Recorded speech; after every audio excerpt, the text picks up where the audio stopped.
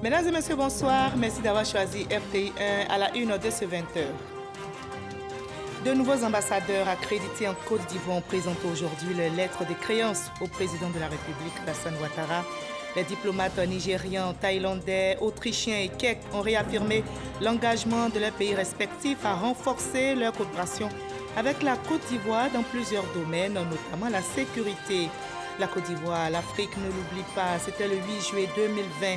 L'ancien Premier ministre Amadou Gon Coulibaly tirait sa révérence. Ce jeudi 8 juillet 2021 marque le premier anniversaire de son décès. Militants et cadres du RHDP ont honoré sa mémoire, un moment chargé d'émotions et maillot de témoignages. Premier nuit en prison pour Jacob Zuma, l'ancien président sud-africain condamné à 1 an 3 mois de prison pour outrage à la justice est rendu à la police la nuit dernière. Il avait quitté sa résidence dans le KwaZulu-Natal peu avant minuit, évitant ainsi une intervention de la police.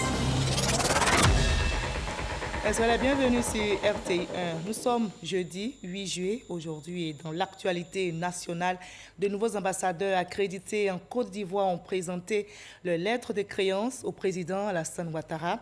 Il s'agit des diplomates nigérians, thaïlandais, autrichiens et quelques, et ils ont réaffirmé l'engagement de leurs pays respectifs à œuvrer à la consolidation des relations de coopération avec notre pays, la Côte d'Ivoire, notamment dans les domaines de la formation et de la sécurité. Awatouré. Les nouveaux ambassadeurs accrédités en Côte d'Ivoire ont présenté leur lettre de créance au président de la République, Alassane Ouattara. Le nouvel ambassadeur du Nigeria en Côte d'Ivoire a relevé l'excellence des relations entre la Côte d'Ivoire et le Nigeria, avant d'ajouter qu'il entend œuvrer au renforcement de la coopération entre les deux pays, notamment le volet sécuritaire. Nous avons des défis à relever, comme vous le savez, les questions sécuritaires au nord, dans le Sahel. Toutes ces questions-là, nous devons travailler ensemble pour relever ce défi. Précédemment consul général du consulat général de Thaïlande à New York, le nouveau chef de la diplomatie thaï en Côte d'Ivoire place sa mission sous le signe du développement des échanges entre la Côte d'Ivoire et la Thaïlande. Je suis persuadé qu'avec l'ouverture de ce consulat, nos relations vont se renforcer dans le domaine des échanges culturels, économiques et dans le monde des affaires. L'ambassadeur d'Autriche en Côte d'Ivoire entend pour sa part relever le niveau de la coopération entre les deux pays. Les relations entre la Côte d'Ivoire et l'Autriche sont très bonnes, basées sur l'amitié, sur la confiance, sur le respect mutuel. Et sur cette base, on peut dynamiser notre relation bilatérale dans tous les domaines. Les relations de coopération entre la Côte d'Ivoire et l'État du Koweït sont anciennes et solides. Le nouvel ambassadeur du Koweït en Côte d'Ivoire veut s'inscrire dans la dynamique du renforcement de cette coopération. Dans nos échanges, il était question donc d'approfondir nos relations économiques entre les deux pays. Renforcer les relations bilatérales dans le secteur de la défense, c'est l'ambition du nouvel ambassadeur de la République tchèque en Côte d'Ivoire. Nous voulons aussi être présents dans le domaine de la défense, car nous reconnaissons et apprécions les efforts que le gouvernement ivoirien fait face au terrorisme. Le président de la République, Alassane Ouattara, dans son intervention, a souhaité la bienvenue en terre ivoirienne aux nouveaux ambassadeurs avant de les exhorter à œuvrer au raffermissement des relations de coopération entre la Côte d'Ivoire et leurs pays respectifs. Mesdames et Messieurs les ambassadeurs, votre prise de fonction intervient au moment où la Côte d'Ivoire est résolument engagée dans la réalisation des objectifs sociopolitiques et économiques majeurs qu'elle s'est fixés au lendemain de la crise post-électorale de 2010-2011, notamment l'émergence économique, le renforcement de la démocratie, la réduction de la pauvreté, la réconciliation nationale et la cohésion sociale. Sur le plan politique, toutes les institutions de la République ont été mises en place.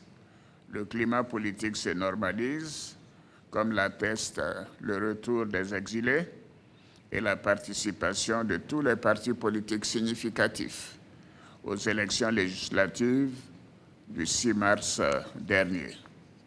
Madame, Messieurs les ambassadeurs, nos États sont aujourd'hui confrontés à de nombreux défis sécuritaires, dont le terrorisme, l'extrémisme violent et la piraterie maritime, qui constituent une entrave à leur développement économique et social.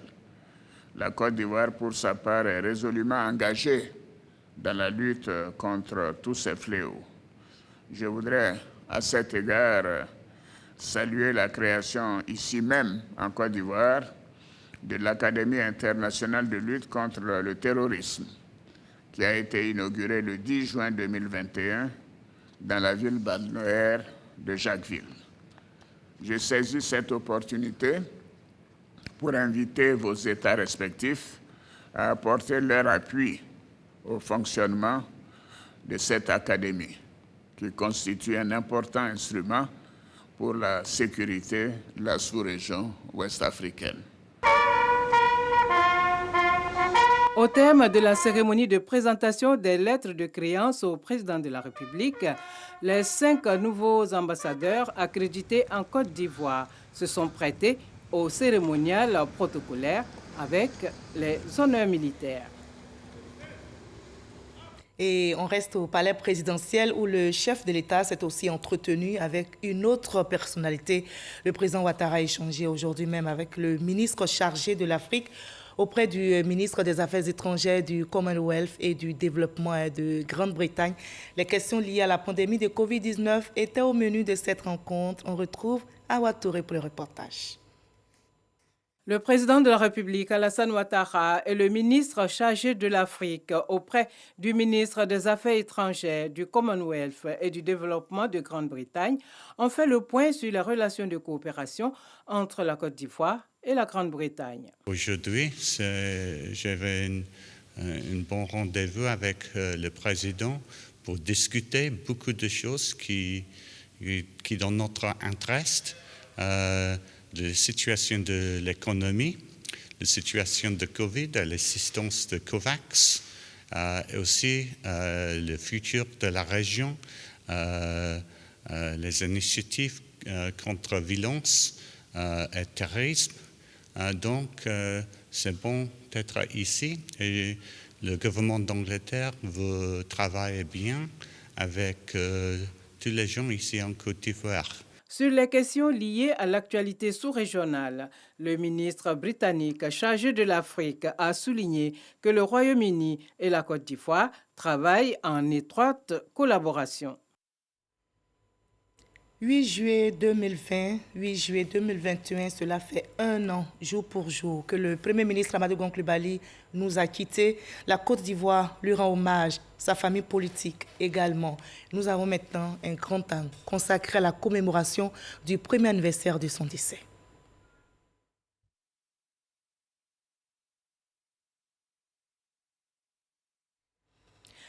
Voilà, 1 an après son départ, on ne l'oublie pas, la Côte d'Ivoire honore la mémoire de l'ancien Premier ministre Amadou Gon Coulibaly, arraché à l'affection de tous les Ivoiriens le 8 juillet 2020.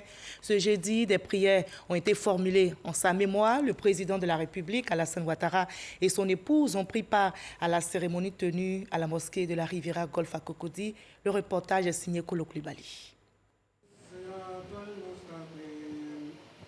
La cérémonie a débuté par la lecture intégrale du Saint-Coran, introduite par le cheikh Koulaïma Ousmane Diakité, président du COSIM, guide de la communauté musulmane. Les supplications des éminences imams pour le repos de l'âme de l'ex-premier ministre, en présence du président de la République Alassane Ouattara et de son épouse. Cette lecture, une source infinie de miséricorde pour le défunt, une cérémonie dense de par son contenu hautement spirituel. Des prières et autres soutiens qui n'ont pas fait défaut à la famille Gon depuis le rappel à Dieu de Amadou Gon Coulibaly. D'où cette gratitude pour toute l'attention dont elle a bénéficié depuis 1 an aujourd'hui. Cette vague de compassion, de solidarité et de recueillement s'est exprimé sur l'étendue du territoire national et même à l'étranger. Cela a été et continue d'être des moments de grande émotion. Nous prions Allah pour qu'il vous rende au centuple tous ces bons actes posés et qu'il vous rétribue abondamment. Dans son soutien constant à toutes les confessions religieuses de Côte d'Ivoire, le président de la République offre à la communauté musulmane la somme de 7 millions de francs CFA. Le chef de l'État, dont le message est porté par le ministre de l'Intérieur et de la Sécurité, appelle à puiser des forces dans la foi en Allah pour accepter cette douloureuse séparation. Alassane Ouattara, père et repère politique d'Amadou Gon Coulibaly, se souvient surtout de cet homme de valeur, de devoir et de mission. L'un des plus beaux héritages laissés par notre regretté Amadou Gon Coulibaly est sans aucun conteste son combat inlassable pour la cohésion nationale, pour la paix sociale, à travers son sens inné d'ouverture et du consensus, manifesté notamment à travers la conduite exemplaire des phases du dialogue politique qu'il a eu à mener. Aussi, le chef de l'État voudrait-il profiter de cette occasion solennelle pour inviter toutes les populations vivant en Côte d'Ivoire, tous ceux qui ont connu et aimé Amadou Gon Coulibaly, à poursuivre ce noble combat par la culture de l'amour, de la tolérance, de la fraternité, afin que la Côte d'Ivoire, notre beau pays, continue aisément sa marche vers le développement. Des bénédictions et la fatia finale, les voix des imams s'élèvent vers le ciel pour que Amadou Gon Coulibaly repose en paix. Korogo, ville d'origine de l'ancien Premier ministre Amadou Gon Coulibaly, s'est aussi recueilli ce 8 juillet. La région du Poro a commémoré le premier anniversaire du décès de son fils. Cela fait donc déjà 1 an. Mais on se souvient de l'homme. Les qualités de l'ancien Premier ministre restent gravées dans les cœurs. Dans le Poro, tout comme dans la région de Béké, on a rendu hommage à AGC, l'ancien chef du gouvernement ivoirien. Réunis au Sofitel Hôtel Ivoire, militants et cadres du RHDP ont aussi honoré sa mémoire. Un moment chargé d'émotions, émaillé de témoignages, de confidences sur la vie de ce grand serviteur de l'État, AGC, comme sa famille politique l'appela affectueusement. Le témoignage de Mahama Traoré. Amadou Gon Coulibaly, à jamais dans les esprits et les cœurs des militants du RHDP. Pour le témoigner, ils sont venus nombreux commémorer l'an 1 de sa disparition. On pouvait le constater dans la salle du palais des congrès du Sofitel Hôtel Ivoire Abidjan. Cette cérémonie d'hommage, qualifiée de levée de deuil, a été surtout marquée par une série de témoignages et de confidences sur Amadou Gon Coulibaly. Le ministre Mamadou Touré révélera ainsi qu'il doit son ascension politique et sociale aux défunts. J'avais décidé de faire une thèse à Paris-Descartes. J'étais sur le point d'être recruté à l'OIF pour travailler sur l'efficacité des aides publiques au développement. Comment ne pas me souvenir que c'est Amadou Gon Coulibaly qui allait rencontrer Pascal Chénaud, spécialement à Paris, mon directeur de thèse, pour qu'il me libère, pour que je vienne rendre service à mon pays et que je vienne travailler auprès du président Alassane Ouattara dans sa campagne. Anne-Désiré Ouloto et Adama Bictogo, eux, se souviennent plutôt du compagnon politique auprès duquel ils se sont forgés depuis la création de l'ex-RDR. Tu es là-bas, tu fais quoi avec eux? Oui, j'étais là-bas parce que le RDR était ma famille. Et dans ma famille, j'ai rencontré des frères et sœurs. Amadou Gon était ainsi devenu mon grand frère. Depuis 1994, sa détermination, sa conviction nous a emportés avec lui. Pour lui, il n'y avait, pour nous, pour nos ambitions, pour la Côte d'Ivoire, il y avait un seul homme pour qui le combat était utile. Et cet homme, c'est Alassane Ouattara. Amadou Gon Coulibaly, le président du Sénat, Jeannot Ahoussou-Kouadio, l'a connu d'abord comme adversaire politique, ensuite comme allié, avant d'être enfin son camarade de parti. Amadou Gon Coulibaly, c'est mon compagnon de victoire. Oui, par 2 fois, nous avons réussi à faire élire le président Alassane Ouattara, à porter le RHDP au niveau de la Côte d'Ivoire. C'est mon compagnon de victoire. Cet hommage de la famille politique réconforte la famille biologique. Je voudrais, au nom de la famille, remercier très très sincèrement le président de la République, la première dame. Le parcours de l'ex-premier ministre est un legs pour la Côte d'Ivoire tout entière, pays pour lequel il avait un grand rêve, confesse le Premier ministre Patrick Achi. La vision et le combat politique d'Amadou n'avaient qu'un seul but, l'accomplissement d'un rêve, le rêve d'une Côte d'Ivoire heureuse. Ce rêve, c'est le don d'Amadou. Il nous contemple, nous veille, nous porte. Ce rêve, c'est notre trésor, notre chemin, notre destin. Ce rêve, c'est celui d'une nation unie et en paix. Ce rêve, c'est celui du RHDP, parti qui nous rassemble tous et qui nous transcende. Ce rêve, c'est celui d'une Côte d'Ivoire, terre de tolérance et de dialogue, comme l'avait voulu notre père fondateur Félix Houphouët-Boigny. Ce rêve, je le partage, je le vis et j'ai l'insigne honneur de le mener avec vous, mesdames et messieurs les ministres, sous la conduite éclairée de leadership bienveillant du président, son Excellence Alassane Ouattara. Ce rêve d'une Côte d'Ivoire heureuse, soyons-en tous fiers, soyons-en tous dignes. Ce rêve, avec l'aide des cadres et des militants du RHDP, Patrick Achi s'engage à le réaliser afin d'honorer à jamais la mémoire d'Amadou Gon Coulibaly. Voilà, la grande faucheuse s'est signalée ce 8 juillet 2020 et cela fait 1 an donc qu'il est parti. Et ce soir, nous avons décidé pour la commémoration de son décès de vous présenter une autre facette d'Amadou Gon Coulibaly, autre que ce que vous connaissez, juste pour raviver des souvenirs chez ceux qui l'ont côtoyé et connu. Souvenir, c'est avec Ami Sissoko. 8 juillet 2020. 8 juillet 2021. 1 an que l'ex-premier ministre Amadou Gon Coulibaly, AJC, a été rappelé à Dieu. 12 mois après cette séparation, plusieurs personnes qui l'ont côtoyé lèvent un coin de voile sur les liens au quotidien qu'elles entretenaient avec lui à travers quelques anecdotes. Quand il est revenu, après avoir subi l'opération avec succès, je suis allé lui rendre visite. Il me dit, Issa, depuis le mois de janvier, à tout moment, mon cœur pouvait me lâcher. C'est à ce moment que je me rends compte qu'à tout moment, son cœur pouvait le lâcher. Et je le revois avec moi, à Dikoudoukou, en train de faire la campagne avec moi de 1h du matin jusqu'à 4h du matin. Je lui dis, Mamadou, mais tu pouvais, à ce moment-là, tu savais bien que tu pouvais rester là-bas dans ces contrées lointaines.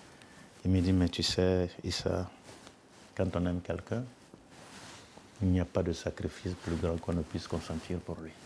Ça m'a fait couler des larmes. Le goût pour le travail bien fait de l'ex-premier ministre Amadou Gon Coulibaly était connu de tous. Derrière sa carapace d'homme austère se cachait un homme sociable et taquin. Chaque matin, il vient, il a un petit mot pour tout le monde. Il a l'habitude de m'appeler Alima. Bon, quand c'est chaud, il dit Alima. Bon, et avec un ton, bon, c'était pas méchant, mais bon. Les autres aussi se moquaient pratiquement de moi. Ils disaient, ben ça, c'est toi, tout ce qui se passe, c'est Alima. Tout ce qui se passe, c'est Alima. Donc on en rigolait. Quand il venait le matin, il était vraiment content de nous retrouver. Il y avait toujours une petite anecdote avant de rentrer dans le bureau, du genre, ah, est-ce que ça se voit que je suis fatigué? Et là, je suis fatigué. On dit, non, mais ça va. Une fois, son secrétariat, j'arrive. Il dit à ses secrétaires, est-ce que vous connaissez le nom de mon jeune frère? Et elle dit non. On dit, mais mon grand frère, il s'appelle Lasper. Il dit non. Il s'appelle Lasper. Donc, on a commencé à rire. Il aimait l'homme plus que le matériel. Il aime l'homme. C'est-à-dire qu'il peut te donner sans calculer. Son endurance au travail avait un secret, le sport. Avec son coach sportif et unique kinésithérapeute, Bali Pierre, c'était des séances de renforcement cardiologique, d'étirement et de footing. Tous les jours de la semaine, à partir de 6 heures, on était sur pied pour 1 heure d'activité physique. Il aimait bien me dire comme ça, Vali-Pierre, je ne suis pas un sportif. Ce que je fais là, c'est pour vivre. Donc, tu fais ce qu'il faut et puis voilà. Le sport préféré du fils du Poro reste le ping-pong, communément appelé tennis de table. Sa passion depuis son jeune âge. C'était un des champions à Dabou, où il a fréquenté. C'est quelqu'un qui jouait très bien au ping-pong. Et l'une de ses célèbres victimes, c'est le ministre Touré Mamadou, de la jeunesse, qu'il a passé vraiment tout le temps à battre. Et il passait son temps à se moquer de lui d'ailleurs. Il dit, mais tu es jeune et tu ne tiens pas. Ajusé était un amoureux de la culture. Il la vivait pleinement. Le balafo et le soromigidjo n'avaient pas de secret pour l'initié du Poro.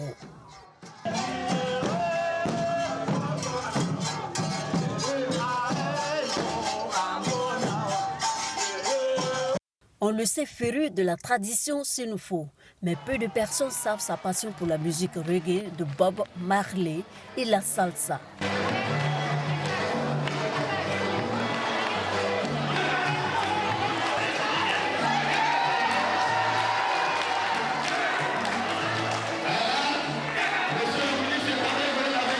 On se souvient encore d'un concert qu'il a donné à Korogo. Il a eu à interpréter des chants de Bob Marley.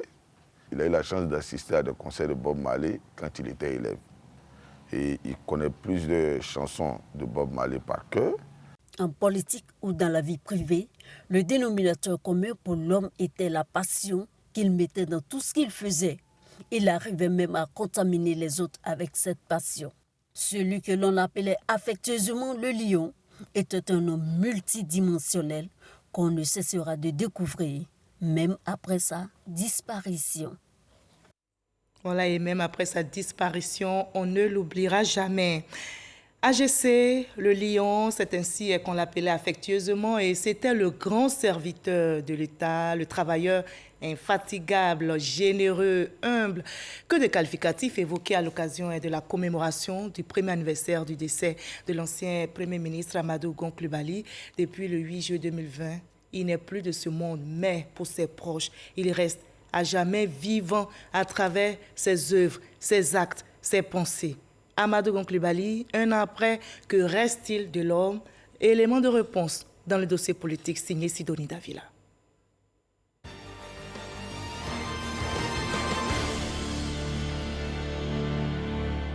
Avec la dédicace du livre qu'il a écrit, avec Venance Conan et Ziad, les gens ont pu le découvrir comme il est réellement. Le cœur et l'esprit d'Amadou Gon Coulibaly sont dans ce livre. L'ouvrage intitulé Amadou Gon Coulibaly, le cœur et l'esprit, un des moyens de garder indélébiles les mémoires de l'ancien Premier ministre. Cet ouvrage de 155 pages a été présenté officiellement le lundi 5 juillet aux autorités. En Côte d'Ivoire, un an après sa mort, les œuvres de l'ancien Premier ministre sont encore présentes dans les esprits.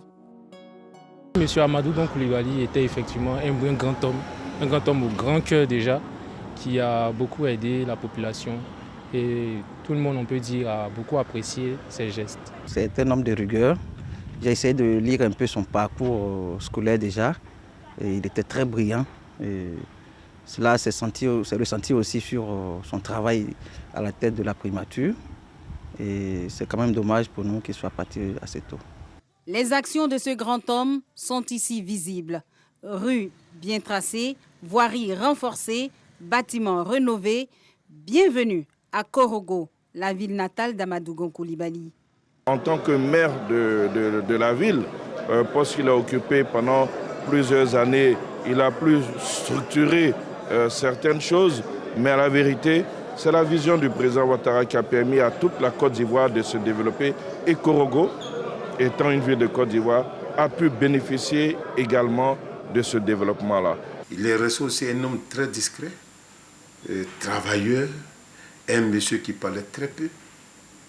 Et pour nous, la nouvelle génération, AGC est un modèle. Que tu sois de son parti ou pas, c'est un modèle. L'homme était à l'initiative de nombreux projets de développement dans sa région, mais a aussi œuvré pour la mise sur pied de grands projets structurants dans le pays, notamment la construction et le bitumage des voiries, l'élargissement et l'approfondissement du canal de Vridi. À cela s'ajoute le PPU, Programme présidentiel d'urgence qu'il a piloté. Abidjan, Korogo, comme beaucoup d'autres villes de Côte d'Ivoire, ont bénéficié de l'apport d'AGC, personnage pour qui le développement et le bien-être des populations étaient une préoccupation constante. Notre responsabilité est de faire en sorte qu'ensemble, son projet de société, sa vision, son rêve pour la Côte d'Ivoire, qu'il n'a pas pu de ses mains faire, puisse, à travers ses amis, à travers ses frères, voir le jour, pour qu'il n'ait pas vécu en vain et pour qu'après lui, son œuvre parle pour lui. AGC, homme de développement, mais aussi homme politique. Il a fait ses armes au RDR, Rassemblement des Républicains. Il a mené le combat au sein du RDR pour que son mentor, le président Alassane Ouattara, se mette au service et de son pays et de ses compatriotes. Et son combat a porté à preuve. Son Excellence, M. Alassane Ouattara, a été élu en 2010 et Amadou Gon estimait que vraiment une partie de sa mission était accomplie. Et il a joué sa partition auprès de son mentor, auprès de son Excellence, M. Alassane Ouattara, jusqu'à son décès. Nommé secrétaire général de la présidence de 2011 à 2017, il est ensuite nommé Premier ministre par le chef de l'État ivoirien, avant d'être désigné candidat du RHDP à la présidentielle d'octobre 2020. Il décède brutalement à Abidjan à l'âge de 61 ans, le 8 juillet 2020. C'est un rêve qui s'est malheureusement brisé. C'est un grand cri qui est venu déchirer la nuit de nos ambitions. Et aujourd'hui, nous pensons qu'il est capable d'être fier de ce que nous essayons de construire. Il est capable d'être réincarné à travers ce qu'il a laissé comme force de caractère et qui, aujourd'hui, impacte la vision de notre action dans le gouvernement. Pérenniser les actions de celui que les militants désignaient le lion reste pour le RHDP une préoccupation majeure. Pour le parti, l'expérience d'AGC mérite d'être enseignée. Un institut a donc vu le jour dans cette optique.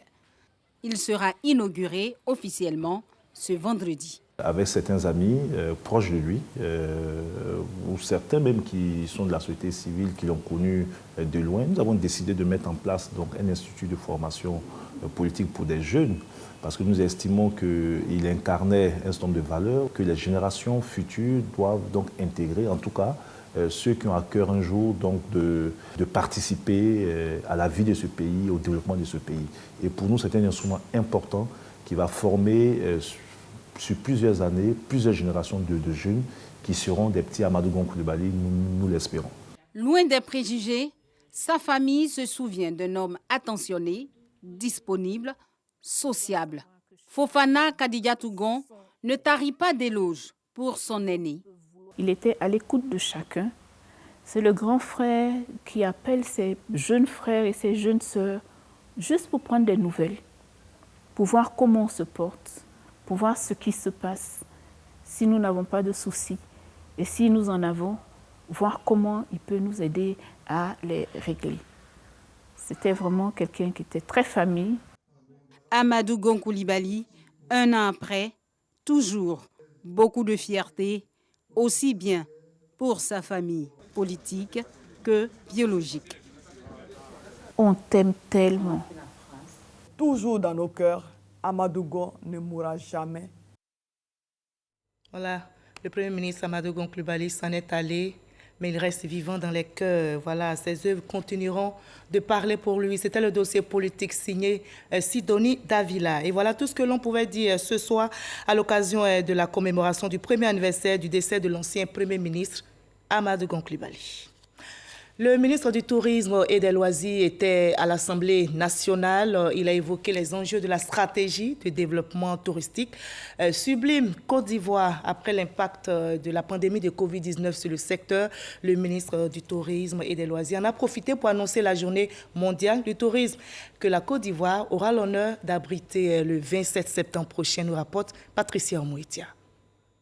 Cette base de divertissement pour la sous-région. Dans son exposé, le ministre du Tourisme et des Loisirs a entretenu les députés sur les enjeux de la stratégie de développement touristique Sublime Côte d'Ivoire. Le fait que cette situation, cette stratégie post-Covid permette de relancer l'économie ivoirienne et puis de redonner confiance à la population. Parce qu'avec la Covid, vraiment l'économie s'est complètement effondrée.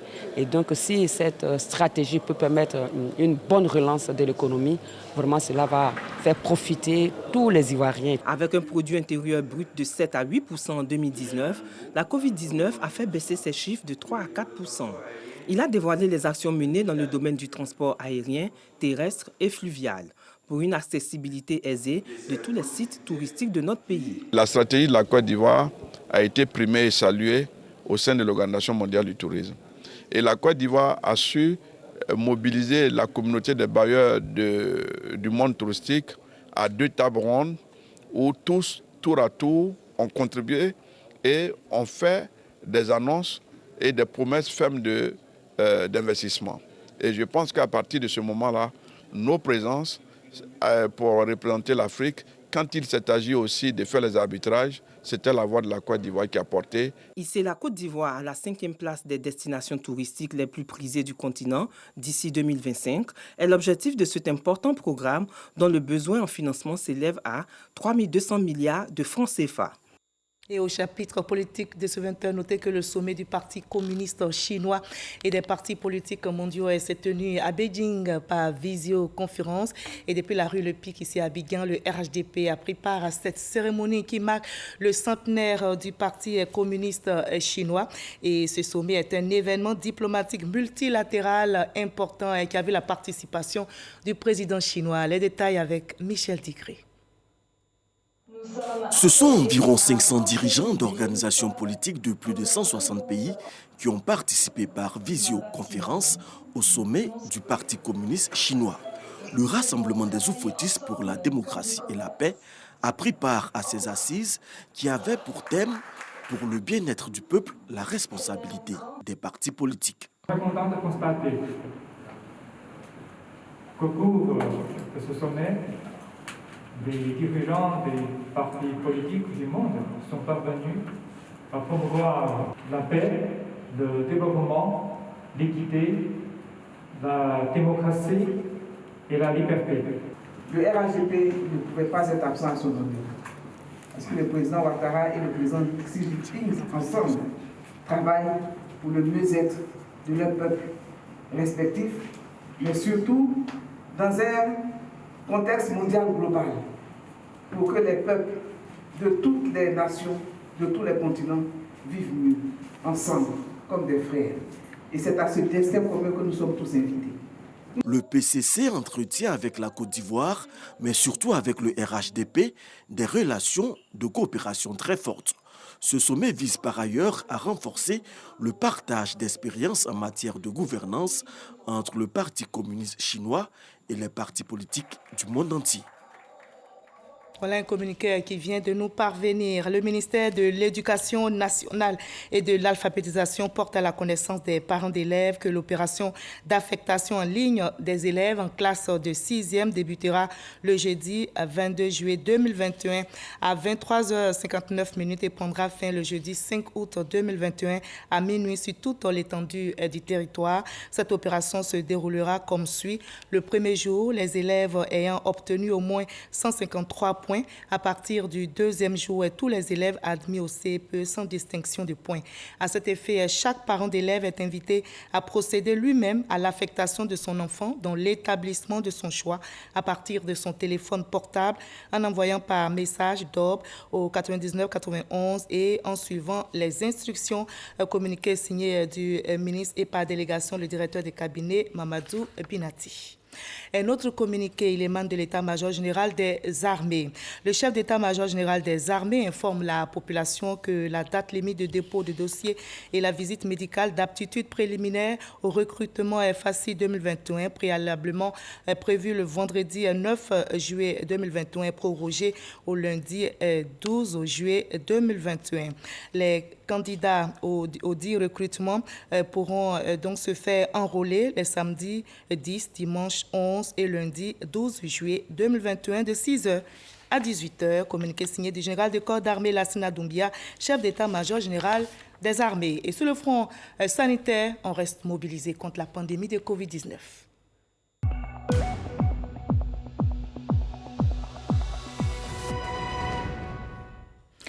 Restons vigilants, le coronavirus continue de menacer notre santé. Ce jeudi 8 juillet, on dénombre en Côte d'Ivoire 46 nouveaux cas, 24 nouvelles guérisons, un décès malheureusement enregistré ce jour. Et notez qu'aujourd'hui, 835 163 personnes se sont faites vacciner. Faisons-nous tous vacciner afin de préserver notre santé et celle des autres. Surtout, n'oublions pas de respecter les gestes barrières.